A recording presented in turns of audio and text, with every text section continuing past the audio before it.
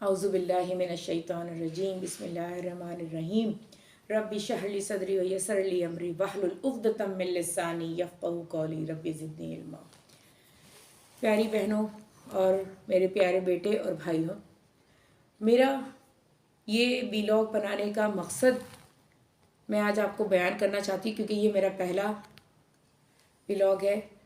इसका मेरा जो पहला मकसद है वो यही है कि मैं जो दीन की तालीम अल्लाह ताला की तरफ से जो भी थोड़ी बहुत टूटी फूटी मैंने हासिल की है, या अपने ज़िंदगी के तजुर्बात से जो कुछ सीखा है, उससे मैं उन बच्चों को मुस्तफ़ीद कर सकूं जो अभी नई नस्ल आगे बढ़ने वाली है और अपने कामों को बेहतर करने वाली है।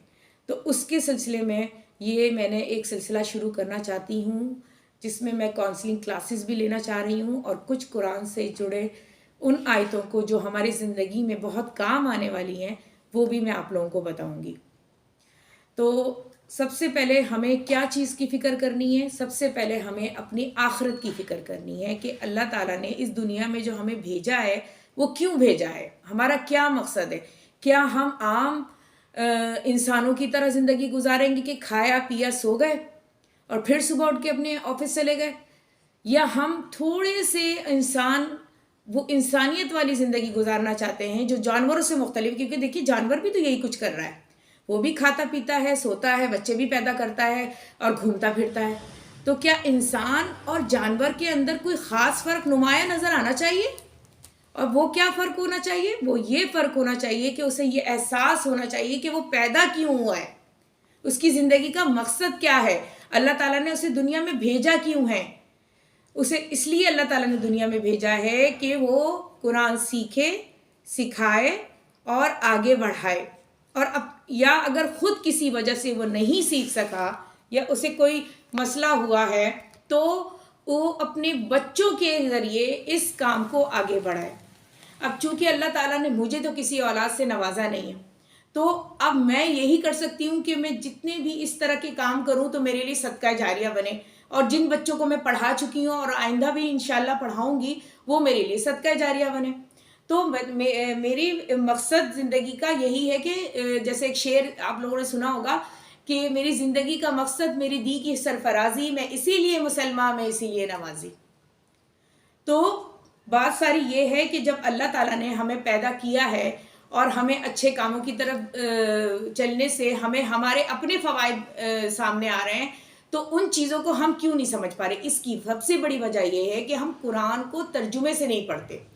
हम क्या करते हैं, हम इंग्लिश लैंग्वेज कर लेंगे और जितनी भी ज़बानों की बाहर जाने के लिए लैंग्वेजेस कर लेंगे, लेकिन नहीं, अरबी लैंग्वेज तो करने की कोई ज़रूरत ही नहीं है, क्योंकि इससे क्या फ़ायदा होगा? ज़्यादा से ज़्यादा ये होगा सऊदी अरब चले गए तो थोड़ी ज़बान समझ में आ जाएगी, इससे ज़्यादा कोई बेनिफिट नहीं है, इसलिए हमें उसकी कोई ज़रूरत नहीं है। लेकिन अगर एक पश्तो शख्स अच्छी बातें आपको बता के चला गया, पश्तो तो किसी को आती नहीं, यही हाल अरबी का है कि आप अपनी ज़बान में जब तक अरबी को नहीं समझेंगे कि अल्लाह ताला इस कुरान पाक में जो खालिस किताब है दुनिया में, इसको नहीं पढ़ेंगे समझ के, तो फ़ायदा क्या हुआ इस किताब का जो घर में सबके मौजूद है?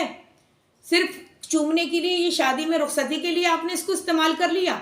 नहीं, इसको अल्लाह ताला ने हमें अपनी ज़िंदगी को बेहतर बनाने के लिए दिया है, ताकि हम इंसान और इंसानियत और जो अशरफुल मखलूक़ात हमें बनाकर भेजा गया है उससे फ़ायदा उठा सकें, ना कि सिर्फ ये नहीं कि बस इसको जुल्दान में बंद करके ऊपर वाली जगह रख दिया कि किसी का हाथ ही ना जाए, ना उसको कोई उठा सके।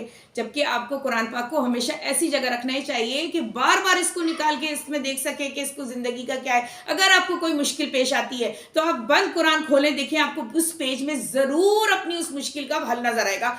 इतना मौज़ाती किताब अल्लाह ताला ने ये दुनिया में बनाई है, लेकिन हमने अपने आप को कुरान से दूर करके दुनियावी चीज़ों में इतना ज़्यादा अपने आप को बिजी कर लिया है कि हमें इसकी ज़्यादा से ज़्यादा कुरान खाली कराने के लिए बुला लेंगे मस्जिद में बच्चों को, या मिलाद करवा लिया जाएगा, वो 2-4 हदीसें मुश्किल से कोई लोग पढ़ लेंगे, हो गया भाई, बहुत दीन का काम हो गया, वही हमने तो करवा दिया।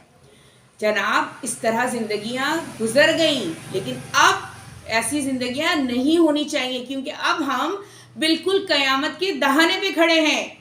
क़यामत हमारे सर पर है और हमें इस बात का एहसास नहीं है कि हमारी आखिरत जो हमसे करीब से करीब होती जा रही है, हमने इसका किया क्या है। ना हमें ये बात याद है कि वो पुल सरात جو کہ آپ بار بار قرآن میں سورہ فاتحہ جو نماز میں بھی پڑھتے ہیں آپ لوگ کہ صراط الذین، اب اللہ تعالیٰ مجھے سیدھا راستہ دکھا، تو وہ کیا راستہ تھا سیدھا راستہ؟ وہ پل صراط کا راستہ ہے جس پہ صرف وہ شخص گزر سکے گا جس کے دل کے اندر ذرہ برابر بھی ایمان ہوگا. جس کے دل میں ایمان نہیں وہ اس پتلی سی باریک سی پٹی لائن سے وہ نہیں گزر سکتا. کیوں نہیں گزر سکتا؟ کیونکہ نیچے ایک دلدل ہے. جو دوزخ ہے وہ تو زمین پہ بنی ہوئی ہے، اور نیچے اس کے پلسرات اور دلدل ہے، مگرمچھ ہے، بچھو ہیں، اتنی سارے سانپ ہیں، ہر قسم کی چیزیں جو آپ کو لپیٹ لے گی. کیونکہ آپ نے دنیا میں قرآن کو چھو کے صرف اس لیے رکھا ہوا تھا، اس کو آپ نے کھول کے نہیں پڑھا، اس کو عمل نہیں کیا، آپ نے صرف سنا اور اس کو کان سے نکال دیا. تو پھر کیا ہوگا؟ پھر یہی ہوگا کہ میرے پسند کے اچھے سے کپڑے، برانڈڈ کپڑے، آپ کی زبردستی لیٹسٹ گاڑی ہو، زبردست آپ کی جاب ہو، بس یہی زندگی ہوگی. تو جب اس زندگی میں رہیں گے تو پھر آپ کو کیا ملے گا؟ کچھ نہیں ملے گا. تو میری ساتھی، میری پیاری پیاری بچیوں اور میرے پیارے بچوں، آج کے لیے اتنا کافی ہے. انشاءاللہ نیکسٹ کلاس میں ہم آپ کو بتائیں گے کہ اپنی زندگی کو بہتر کرنے کے لیے کون سے اصول لاگو کریں جن سے آپ کامیاب ہوں گے. وآخر دعوانا الحمدللہ رب العالمین. کیسا